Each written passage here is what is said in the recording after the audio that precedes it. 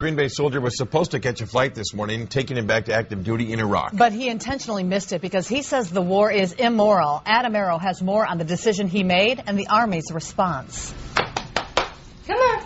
Christopher Walker and his wife Sierra are enjoying a night at home with their 2 dogs. One they weren't supposed to be having together. Early this morning I made a decision not to go back to Iraq.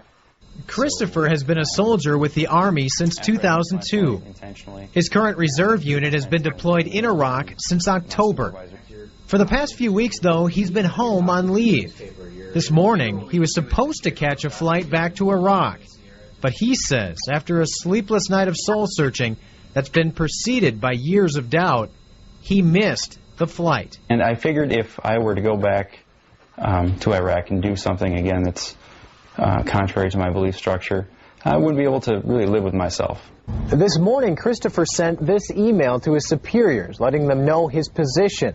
The Army says, though, that's not the proper way to handle the situation. What he has to do is file the proper paperwork that goes up through his chain, and once it makes it up to the top and they review his reasons, then and only then can they attach him to a different unit.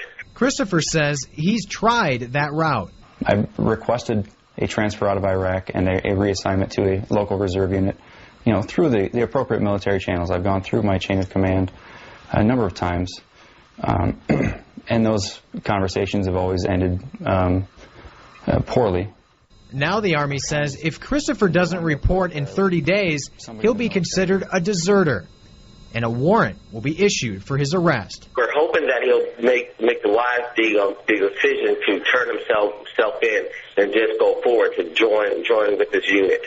Obviously, there's a little bit of nervousness there because it's a very real possibility.